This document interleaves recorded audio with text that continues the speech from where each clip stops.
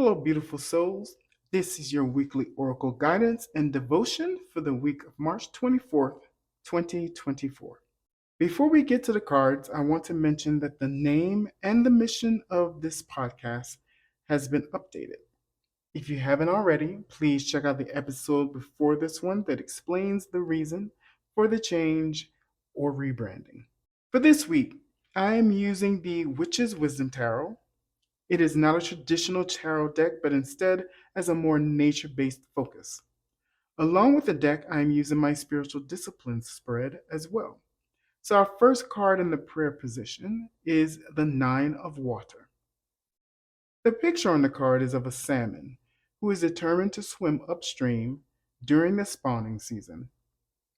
The salmon has a strength that defies logic, especially when you think of a fish trying to swim upstream going against the current.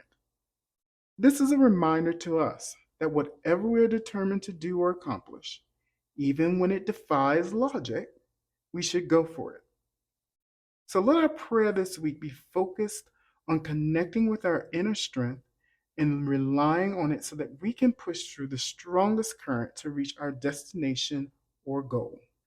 Our next card in the Solitude of Meditation position is the World. The picture on the card is of a woman, a pilgrim, who represents all of us traversing through this world.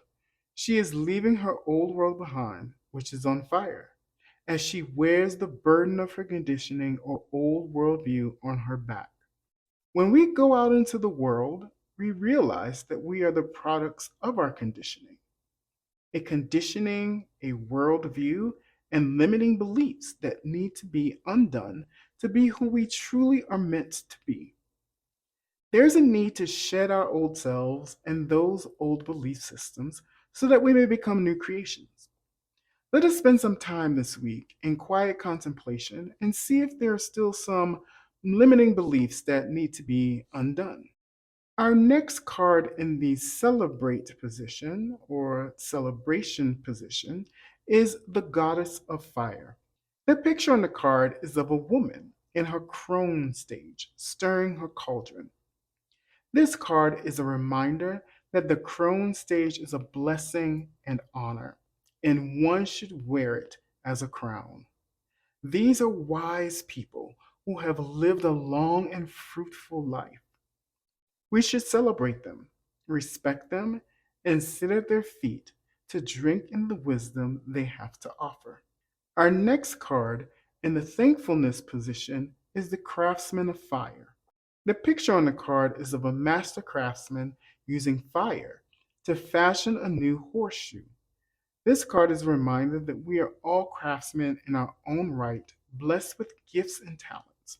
But we must be thankful for the sacred fire and allow it to burn within us so that we are always following our passions and desires. Our last card in the generosity position is the Craftsman of Air. The picture on the card is of a craftsman studying nature, magic, and sacred geometry. He is a reminder that we should always be studying to hone our craft and nurture our craft. We can pay it forward this week by being willing to be teachers and mentors. What we learn and the wisdom gained should not be kept to ourselves. We should be willing to teach others and impart to them all that nature and Mother Earth has taught us. I hope that you will sit with this week's guidance as you practice these spiritual disciplines and incorporate them into your spiritual practice. Peace and blessings to you, and until next time, may you continue to grow into the spiritual person you were meant to be.